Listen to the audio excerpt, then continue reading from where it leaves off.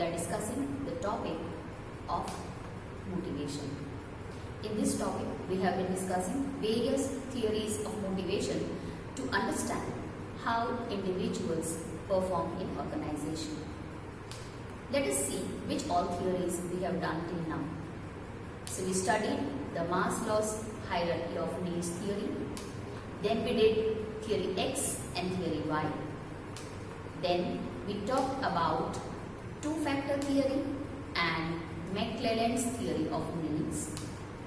After that, we have done Earth theory of motivation or ERG theory, and then we have talked about the goal setting theory of motivation. Today, we will be talking about self-efficacy theory and reinforcement theory. So first of all, let us see what is self-efficacy. Now, an individual's belief that he or she is capable of performing a particular task is called self-efficacy. It is known as social cognitive theory or social learning theory because a person develops this kind of belief based on one's own learning.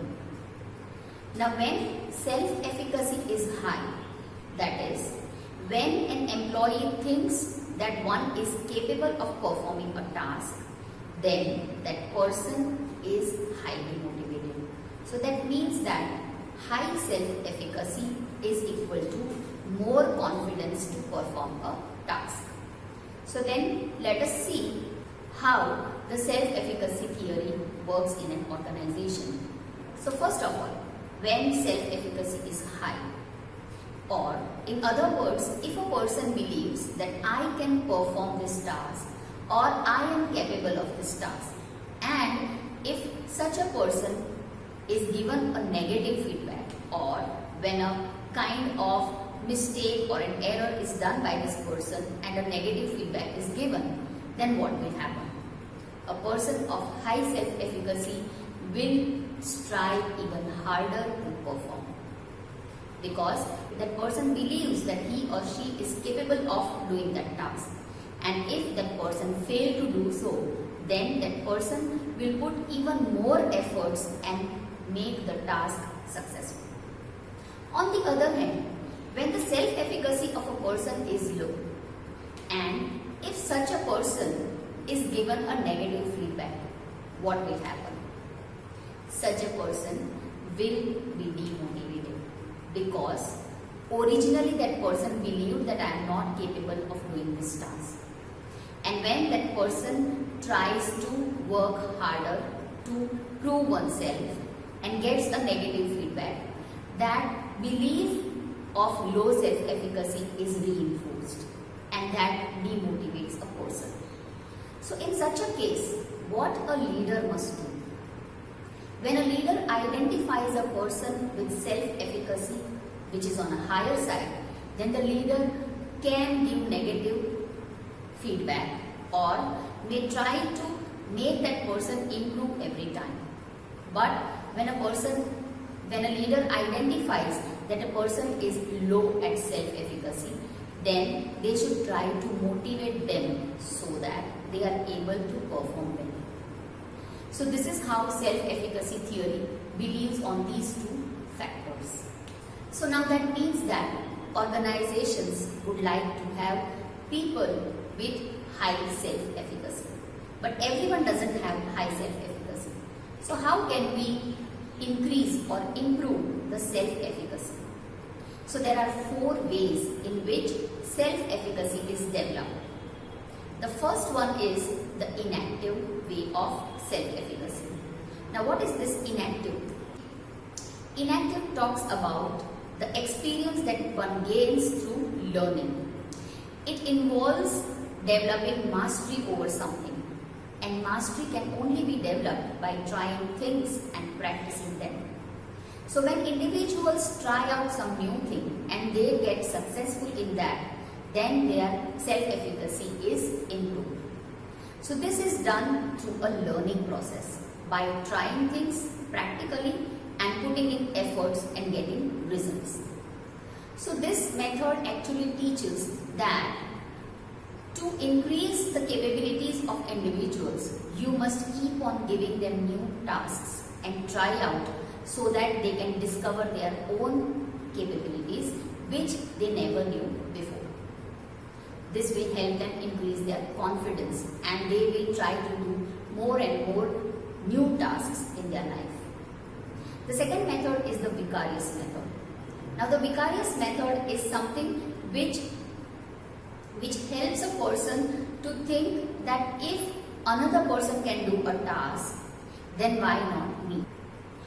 When a colleague or a peer becomes successful in certain thing, then we learn from that person that if by putting these efforts, if the X person is successful, then by putting similar efforts, even I can be also successful.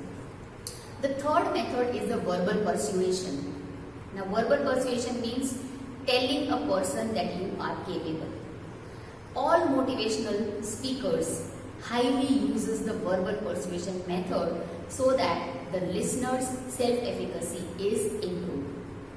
Now, this method says that leaders must always believe in their employees or subordinates, and they must even verbally tell them and motivate them that they can do their tasks.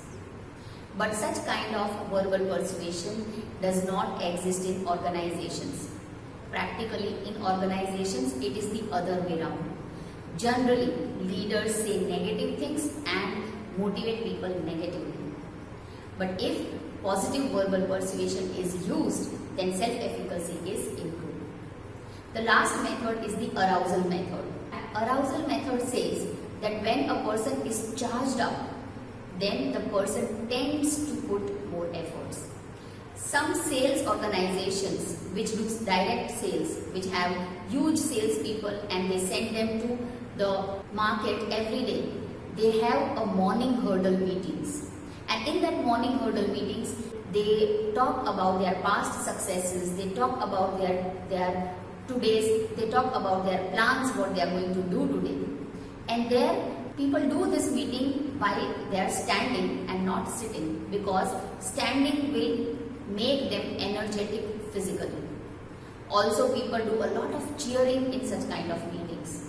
This will charge up a person physically as well as mentally.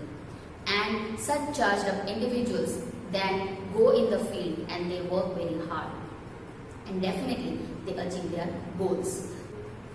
Even arousal method helps people increase their self-efficacy, because such charged up individuals always believe that they are capable of doing things. And hence many times people say that if you exercise in the morning, you become more positive towards your work and you are able to accomplish more tasks during the work. So this is how self-efficacy theory works. Now the next theory that we are going to study is the reinforcement theory. Now the reinforcement theory is based on the law of effect theory. Behaviors are selected by their consequences. So people will behave in a manner which will give desirable consequences.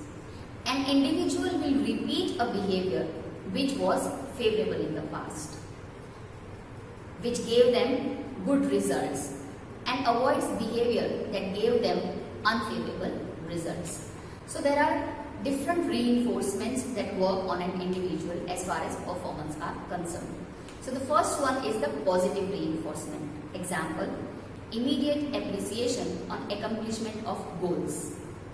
Now this shows that when a goal is achieved, one person must be immediately appreciated. For example, if an individual has completed a task before time, the leader must appreciate.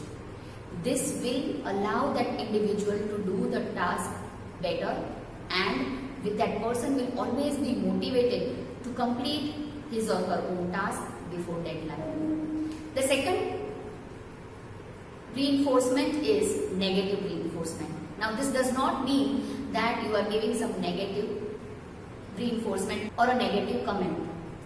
But here the negative factors are removed from the environment when employees are working very hard. For example, if there is a project to be completed and every employee is putting their effort efforts very hard and they are also doing overtime. At such a time, if leaders allow them to have flexible hours of working, that means they are removing the negative or they are removing the difficulties from the environment of employees, that will motivate them to work harder. The third reinforcement is punishment.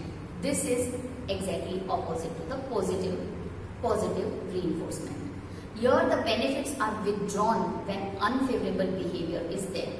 For example, if an individual repetitively comes late to the organization, then there will be a salary cut.